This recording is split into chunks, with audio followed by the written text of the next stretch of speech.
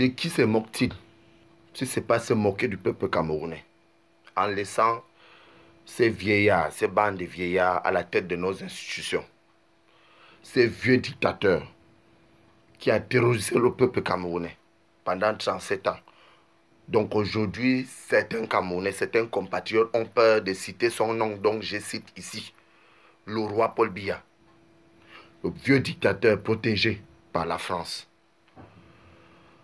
Et que quand je regarde bien, je vois que ces mêmes Français qui protégeant ce dictateur, qui laissant en sorte que ce dictateur continue à régner parce qu'ils veulent regarder leurs propres intérêts et qu'ils oublient l'intérêt général du peuple camerounais et que chez eux, eux-mêmes ils respectent la constitution, eux-mêmes ils respectent la justice, eux-mêmes ils respectent le choix du peuple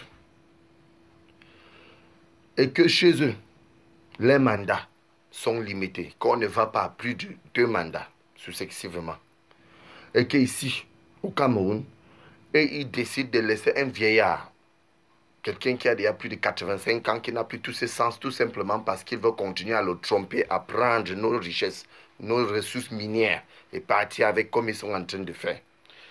Et que je regarde ça, et que ça m'écoeure, et que certains Camerounais s'asseyent, et qu'ils jouent au nom de ce vieux dictateur, le roi Paul Biya.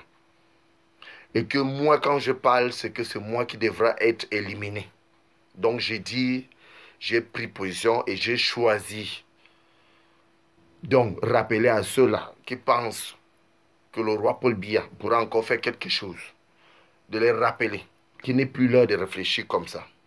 Et de rappeler au peuple camerounais que ce n'est pas l'Occident qui viendra nous libérer. Que ça serait lorsque nous allons nous réunir, que de passer tout notre temps à faire la discrimination, de passer tout notre temps à faire la guerre ethnique, le tribalisme. Et que si nous nous réunissons, nous pouvons vaincre ce roi Paul Biya et sa bande de facochères. Donc j'ai dit, c'est même France qui a passé tout son temps à soutenir ce régime de criminels, ces hiboux qui sont à la tête de nos institutions.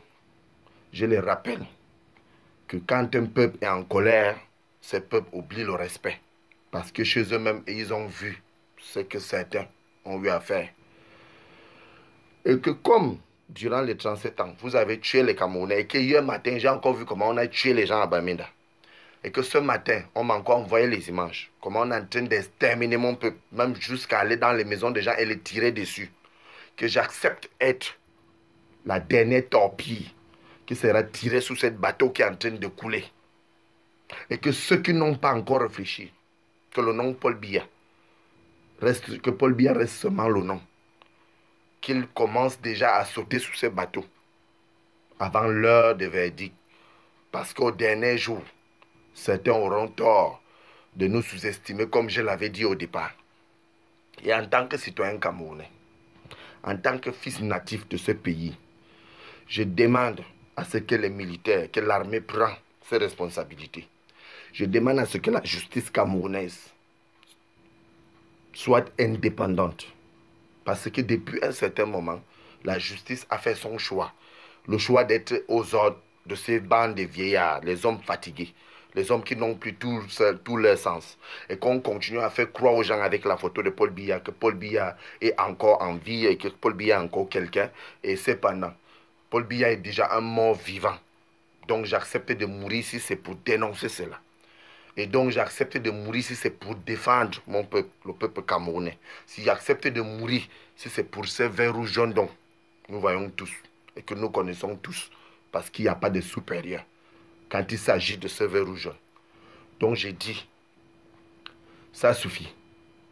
Je continue à demander la libération de tous les détenus politiques. Sans délai, ni condition. Je vous remercie.